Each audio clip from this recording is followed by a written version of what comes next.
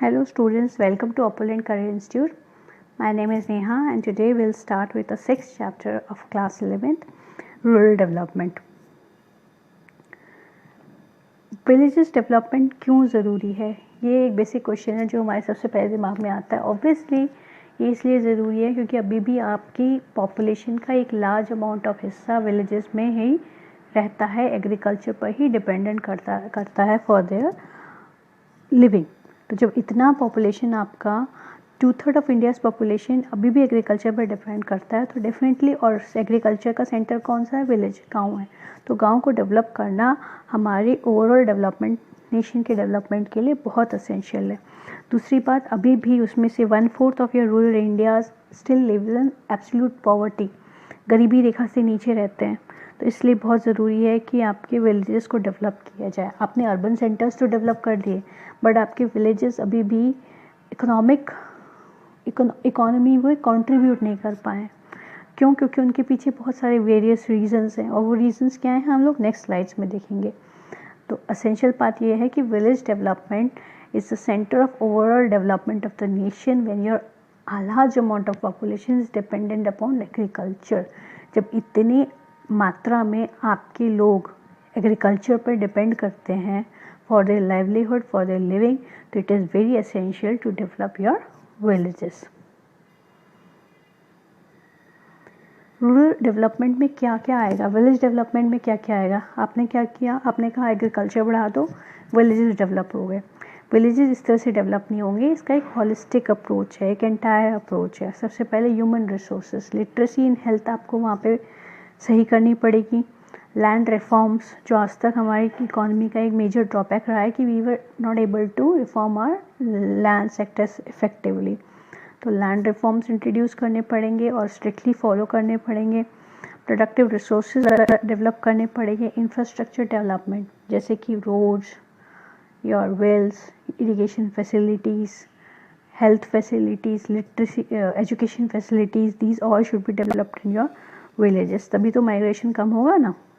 और employment opportunities आएंगी तभी तो लोग वहाँ पे रहेंगे, स्टे करेंगे. तो all these are a part of your village development. क्या क्या है? ह्यूमन रिसोर्स डेवलप करना पड़ेगा थ्रू लिटरेसी इन एजुकेशन.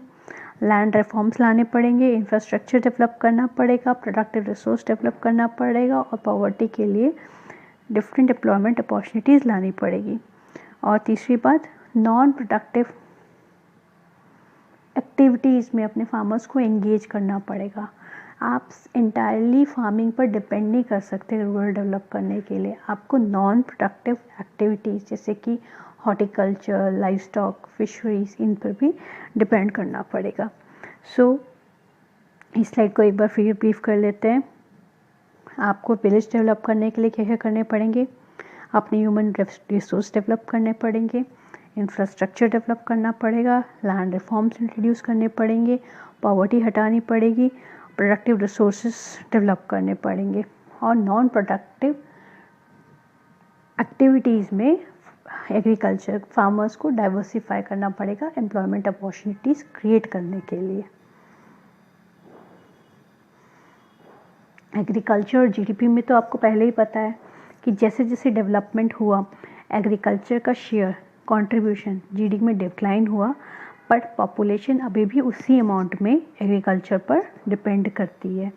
तो अगर आपका कंट्रीब्यूशन डिक्लाइन हो रहा है और आपकी पॉपुलेशन वहीं पर डिपेंड कर रही है, उस पर ही डिपेंड कर रही है, तो उसका मतलब लैक ऑफ एम्प्लॉयमेंट अपॉर्चुनिटी. उनके पास डेफिनेटली उस सेक्टर में रोज़गार नहीं है, तो वो इंडस्ट्रीज़ और सर्विसेज की तरफ माइग्रेट करेंगी और उससे अर्बन सेंटर पे प्रेशर पड़ता है. तो ये एक बेसिकली एक ड्रॉबैक रहा है हमारी डेवलपमेंट पॉलिसीज़ का कि हम अपने एग्रीकल्चर सेक्टर को उस तरह से डेवलप नहीं कर पाए. हम अपने इंडस्ट्रियल सेक्टर को भी उस तरह से डेवलप नहीं कर पाए. Our growth was mainly dependent on the services sector. हमारे यहाँ सर्विस सेक्टर तो ग्रो कर गया, बट एग्रीकल्चर और industrial sector is still lacking. अब एग्रीकल्चर स्लो क्यों हुआ? क्योंकि एक तो पब्लिक इन्वेस्टमेंट डिक्लाइन हो गया और हमने इंफ्रास्ट्रक्चर फैसिलिटीज़ भी नहीं प्रोवाइड की एग्रीकल्चर सेक्टर में. तो these are the two reasons why agriculture sector has slowed down. Credit availability, credit क्यों ज़रूरी है? Definitely farming is a capital intensive, it's not a capital intensive industry but it requires capital in the form of seeds, fertilisers, irrigation facilities, इन सब के लिए capital, पैसे की ज़रूरत होती है। तो ज़्यादातर क्या होता था पहले फार्मर्स के पास, अभी भी ये होता है, दे डोंट हैव कोलेटरल। जब उनके पास कोलेटरल नहीं होता तो बैंक्स उनको लेंड नहीं करते, तो उनको मनी लेंडर्स के पास जाना पड़ता था, जिससे वो एक चक्रव्यूह में फंस जाते थे जहाँ इंटरेस्ट ही चुकाते चुकाते उनकी पूरी लाइफ चली जाती थी। तो 1969 में क्या हुआ कि सोशल बैंकिंग आई, जितने भी कमर्शियल बैंक्स हैं उनको नेशनलाइज कर दिया गया ताकि वो एग्रीकल्चर की क्रेडिट नीड्स प्रोवाइड कर सकें। और मल्टी एजेंसी अप्रोच का मतलब different types of banks like regional rural banks, LDBs, cooperative banks. These were created to provide credit to the agriculture sector. NABARD बना 1982 में रूरल फाइनेंसिंग सिस्टम को revive करने के लिए। एक लिंक बना between commercial banks and villages refinancing का। तो NABARD 1982 में इस्टेब्लिश हुआ। SHG इसमें एक इम्पॉर्टेंट लिंक है, सेल्फ हेल्प ग्रुप्स। ये पहले ही बताया था कि इसमें क्या करते हैं, स्मॉल कंट्रीब्यूशन करके जितने भी विलेजर्स हैं पूल करके कंट्रीब्यूट करके एक ग्रुप बनाते हैं जिसमें थोड़ा थोड़ा अमाउंट करके कंट्रीब्यूट किया जाता है ताकि वो रोज़गार को शुरू कर सके। और जब वो सेल्फ हेल्प ग्रुप खुद के लायक हो जाता है तो वो कमर्शियल बैंक्स को अप्रोच करता है टू गेट सम क्रेडिट। सो ये एक इम्पॉर्टेंट रिफॉर्म है, ये गवर्नमेंट की स्कीम है to enable the rural development. तो क्रेडिट के बारे में तो जान चुके हैं आप कि credit capital is very essential for the farming for the rural development. पहले ये मनी लेंडर्स और उनके पास जाते थे एंड दे वर इन डेब्ट trapped only, they were not able to pay the interest and the principal. 1969 में social banking हुई जिसमें अब के कमर्शियल बैंक्स हैं जितने भी हैं वो सारे नेशनलाइज्ड हुए। और मल्टी एजेंसी अप्रोच जैसे your land development bank, regional rural banks, cooperative banks, these were all introduced. 1982 में NABARD बना। It was an apex body for rural free financing system. Self help group emerge हुए to enable credit to the rural areas.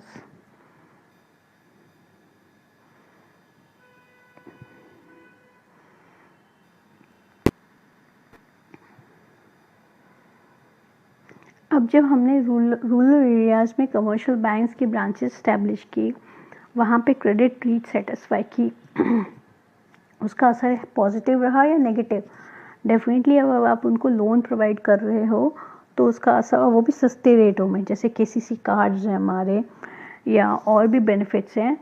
जैसे agriculture का जितना भी credit है वो priority sector में इंक्लूड होता है और उनको सब्सिडाइज रेट पे इंटरेस्ट सबवेंशन की स्कीम्स भी हैं उसमें। तो जब ये सारी चीज़ें इंट्रोड्यूस हुई तो इसका पॉजिटिव इफेक्ट रहा rural farm and non farm output पर। एग्रीकल्चर का जो लोन है that has been loan default rate. Default rate क्या होता है? डिफ़ॉल्ट रेट मतलब पैसा देना।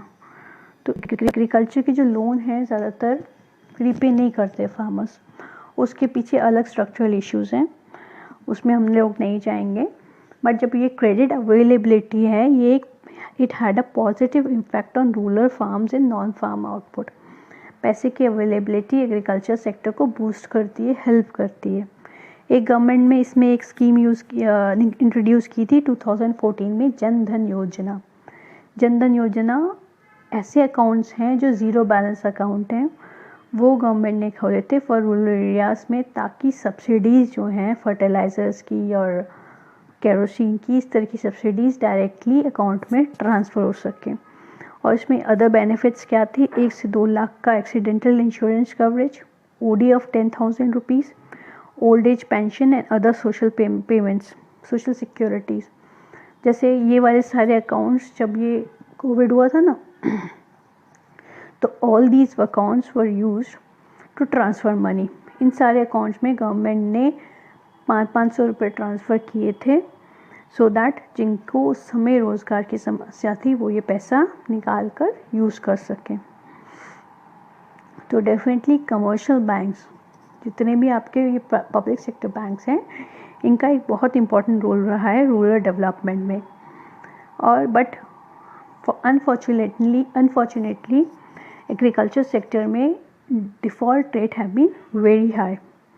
गवर्नमेंट ने जनधन योजना बनाई 1 से 2 लाख इंश्योरेंस कवर करने के लिए, उसमें एक ओवरड्राफ्ट लिमिट है और अदर सोशल सिक्योरिटी स्कीम जैसे प्राइम मिनिस्टर सोशल सुरक्षा बीमा योजना, ये सारी भी अटल पेंशन योजना, ये सारी भी जनधन योजना के थ्रू स्टार्ट की गई है।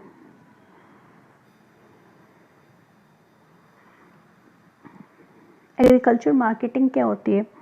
एग्रीकल्चर मार्केटिंग होती है, agriculture is a perishable commodity, मतलब पेरिशेबल मतलब उसकी शेल्फ लाइफ बहुत कम होती है।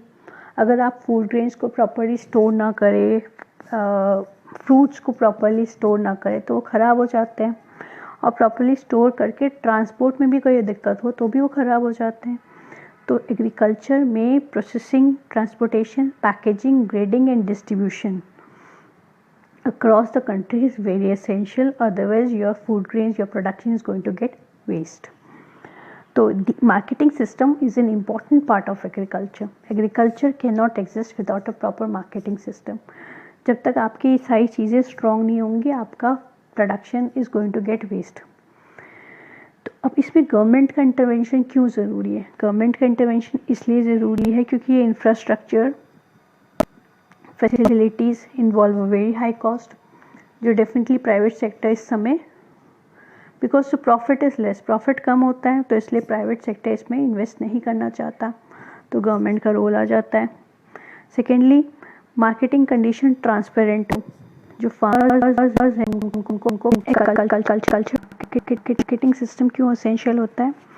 Agriculture is a perishable commodity, उसकी शेल्फ लाइफ बहुत कम होती है, इसलिए असेंबलिंग, स्टोरिंग, प्रोसेसिंग, ट्रांसपोर्टेशन के लिए मार्केटिंग सिस्टम की रिक्वायरमेंट होती है।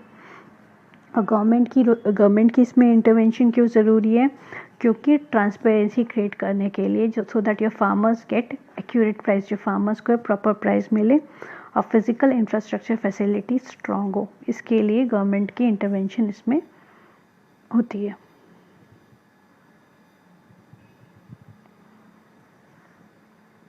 इसमें आती है कोऑपरेटिव मार्केटिंग। कोऑपरेटिव मार्केटिंग वो प्रैक्टिस है जिसमें सारे फार्मर्स एक टुगेदर मिलकर कोऑपरेटिव सेटअप करें। तो ये बेसिकली इसलिए फेल हुआ, ये इसको सेटबैक मिला है after Amul was a very successful example of cooperative banking, but इसके बाद ये एक सेटबैक रहा है क्योंकि फार्मर्स का जो रोल है इसमें, फार्मर्स का जो पार्टिसिपेशन है वो कम होता गया है। मार्केटिंग एंड प्रोसेसिंग में कोऑपरेटिव का लैक है, प्रोडक्शन में तो है बट मार्केटिंग एंड कोऑपरेटिव में अभी भी इस तरह की स्ट्रक्चर डेवलप नहीं हुए हैं। और financial management, money is another important, credit facilities another problem of cooperative marketing. अब गवर्नमेंट का रोल क्यों ज़रूरी है? मैंने आपको पहले बताया था, इंफ्रास्ट्रक्चर के लिए भी ज़रूरी है, ट्रांसपेरेंट प्राइस के लिए भी। जैसे गवर्नमेंट सपोर्ट प्राइसेस ऑफर करती है for some of the food grain production, जैसे वीट है, राइस है, इनके लिए government minimum support price introduce करती है और buffer stock of wheat and rice maintain करती है। इंफ्रास्ट्रक्चर फैसिलिटीज़ जो मैंने आपको बताई थी, और distribution of food grains and sugar through public distribution system, जो आपके ये राशन शॉप्स होती हैं जिनमें सस्ती मिलती हैं, तो इसीलिए एसेंशियल है कि गवर्नमेंट का role continues in the agriculture sector. अगर एंटायरली प्राइवेटाइज कर दिया जाएगा वो सेक्टर तो डेफिनेटली जो जिनको चाहिए रिक्वायरमेंट है फूड ग्रेन की, उन तक ये नहीं पहुंच पाएगा, क्योंकि फिर वही डिमांड एंड सप्लाई की थ्योरी आ जाती है, पैसे होंगे तो आप खरीद सकते हो, पैसे नहीं है तो आप नहीं खरीद सकते।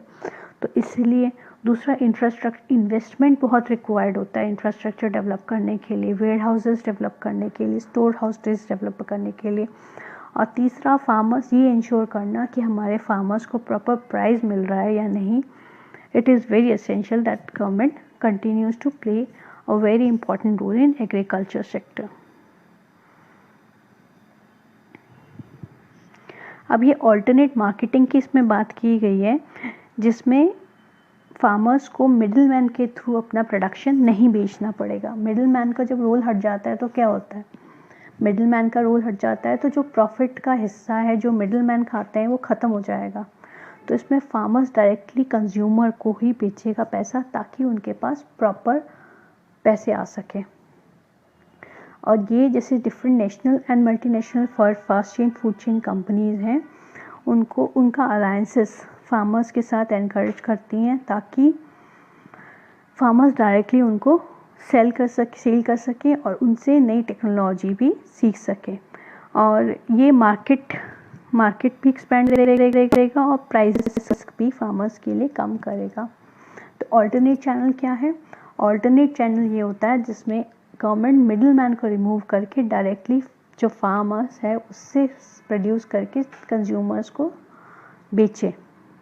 और इसके लिए बहुत सारी national and multinational fast food chain companies आई हैं जो ये ऑफ़र करती हैं. और इससे प्राइस रिस्क कम होगा, क्योंकि आप सीधे कंज्यूमर को बेच रहे हो तो डेफिनेटली आपके पास प्रॉपर पूरा प्राइस आएगा, रादर देन जो मिडिल मैन है वो कंज्यूम करते हैं. और मार्केट फार्म प्रोडक्ट्स का मार्केट भी एक्सपेंड होगा और आपके पास नई टेक्नोलॉजी भी आएगी. डाइवर्सिफिकेशन की बात की थी, नॉन प्रोडक्टिव रिसोर्सेज में डाइवर्सिफिकेशन. तो इसमें किस डाइवर्सिफिकेशन यानी आपके क्रॉप पैटर्न को चेंज करना. क्रॉप पैटर्न यानी आप कभी कैश क्रॉप प्रोड्यूस कर रहे हो, कभी फूड क्रॉप प्रोड्यूस कर रहे हो, वो चेंज करना. या फिर एग्रीकल्चर से नॉन एग्रीकल्चर एक्टिविटीज़ जो बताई थी ना, लाइव स्टॉक और इन सब में एक्सपैंड करना. तो ये डाइवर्सिफिकेशन होती है एग्रीकल्चर की. एंड ये क्या करती है, एग्रीकल्चर सेक्टर पे रिस्क रिड्यूस करती है. फार्मिंग जो है वो इंटायरली रेन पर डिपेंडेंट है, और विद क्लाइमेट चेंज आप जानते हो ये फार्मर्स के लिए एक प्रॉब्लमेटिक एरिया हो गया है.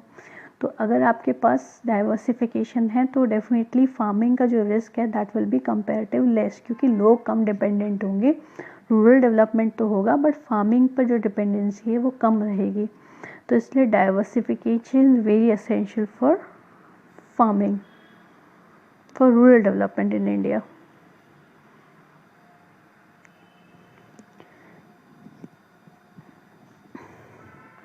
इसमें सबसे पहले हैं, हम लोग बात कर रहे हैं सबसे पहले एनिमल हस्बेंड्री की, जिसमें क्रॉप और लाइफ स्टॉक एक साथ रखे जाते हैं.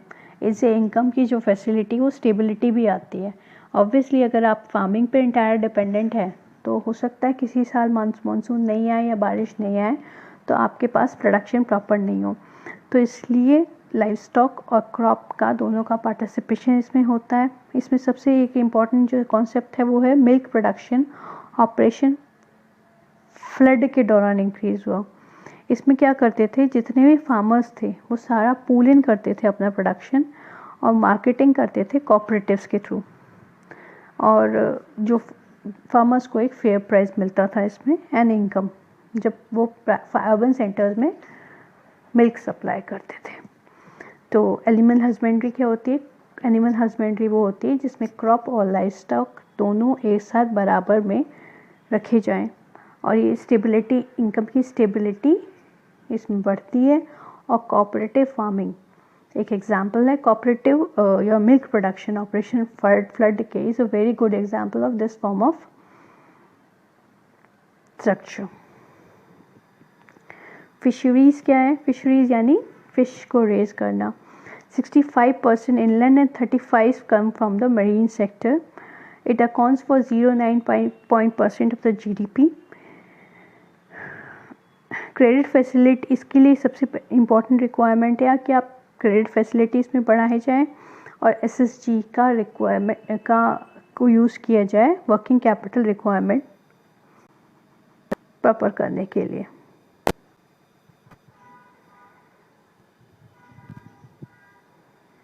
नेक्स्ट है आपका हॉर्टिकल्चर. हॉर्टिकल्चर यानी आपके ये जो फ्रूट्स वगैरह हम लोग प्रोड्यूस करते हैं ना, वो हॉर्टिकल्चर में आता है। Horticulture 1/3 of your agriculture output is your horticulture and it contribute 6% of your GDP। अब बहुत सारे फ्रूट्स इंडिया में प्रोड्यूस होते हैं, आप ये भी जानते हैं आम की कितनी वैरायटी है जो इंडिया में प्रोड्यूस होती हैं।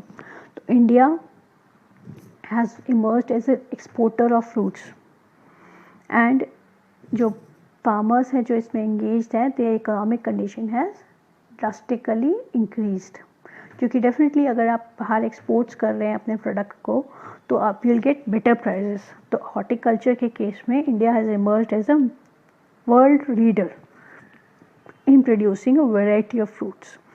बहुत सारे फ्रूट्स हमारी कंट्री में प्रोड्यूस होते हैं और ये रफली आपके 166% of your GDP is your horticulture.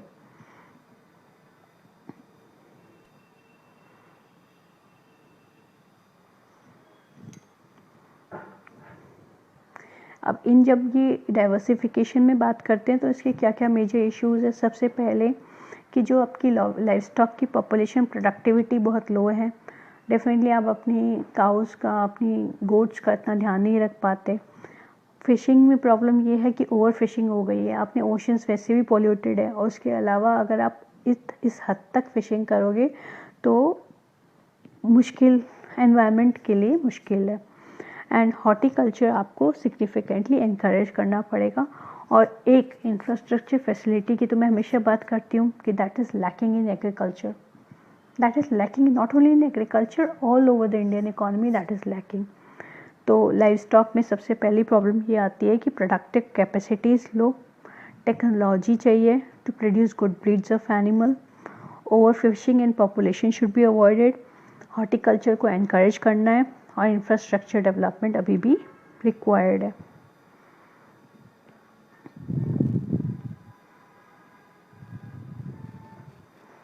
Sustainable development क्या होता है? सस्टेनेबल डेवलपमेंट है ऑर्गेनिक एग्रीकल्चर। अब सस्टेनेबल हर जगह पढ़ते हैं ना हम लोग, मतलब सस्टेनेबल जिस तरह से हमने क्लाइमेट को नुकसान पहुंचाया है उसके बाद सस्टेनेबिलिटी पर बहुत फोकस रहा है। सस्टेनेबिलिटी क्या होती है? सस्टेनेबिलिटी ये होती है कि मैं अपनी रिक्वायरमेंट भी फुलफ़िल कर रही हूँ और एनवायरनमेंट को या वातावरण को इस तरह से छोड़ रही हूँ कि ताकि कल को मेरी फ्यूचर जनरेशन्स के लिए भी वो उतना ही बेनिफिशियल या प्रोडक्टिव हो। तो organic farming emerged as an important source, ecological balance maintain करती है, सॉइल का जो बैलेंस है वो मेंटेन करती है, क्योंकि इसमें हार्मफुल केमिकल्स हम लोग फर्टिलाइजर्स के तौर पर यूज़ नहीं कर रहे। हम लोग लोकली प्रोड्यूस ऑर्गेनिक इनपुट जो चीपर है, इन्वेस्टमेंट उनमें कम है, उसकी वो यूज़ कर रहे हैं और वो एक्सपोर्ट्स के भी काम आ रहा है। बिकॉज सस्टेनेबिलिटी, हार्मफुल केमिकल्स अगर आपकी बॉडी में रेगुलरली जाएं तो it causes cancers, things like cancer also. तो इसलिए और it has become an important income for exports. इसमें जो प्रोडक्शन होता है उसकी न्यूट्रिशन वैल्यू भी ज़्यादा रहती है। और ये सबसे इम्पॉर्टेंट बात, sustainable development of agriculture, soil का जो पीएच बैलेंस है वो भी मेंटेन होता है। ऑब्वियसली आपके यहाँ पेस्टिसाइड्स नहीं डालोगे सॉइल में तो उसका बैलेंस भी मेंटेन होगा या नहीं होगा ना। तो organic agriculture is very important to maintain the ecological balance of the soil, of the environment. तो ऑर्गेनिक फार्मर्स क्या करते हैं? ऑर्गेनिक फार्मिंग कैसे होती है? जिसमें हम नेचुरल प्रोडक्ट यूज़ करते हैं रादर देन योर फर्टिलाइजर्स। अब सस्टेनेबल डेवलपमेंट के मेजर क्या इश्यूज़ हैं? सबसे पहले अवेयरनेस इज़ रिक्वायर्ड। आपको फार्मर्स को ये बताना पड़ेगा कि इस तरीके से भी आप फार्मिंग कर सकते हैं। इंफ्रास्ट्रक्चर और मार्केटिंग इज़ रिक्वायर्ड। इंफ्रास्ट्रक्चर की प्रॉब्लम तो एग्रीकल्चर में शायद फर्स्ट स्लाइड से लेकर लास्ट स्लाइड तक रही है।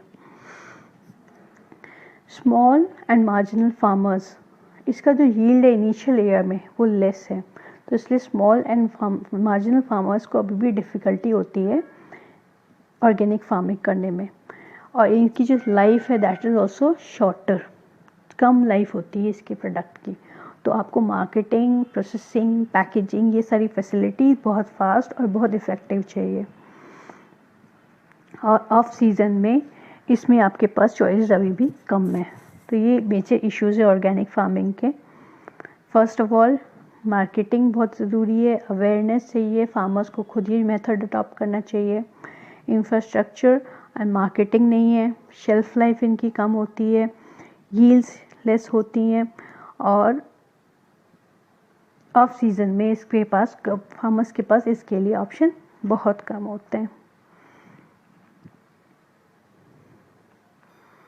With this I come to the end of this chapter. It was a very simple chapter. ऐसा कुछ नहीं था जो आपको इसमें आपको मुश्किल लगे।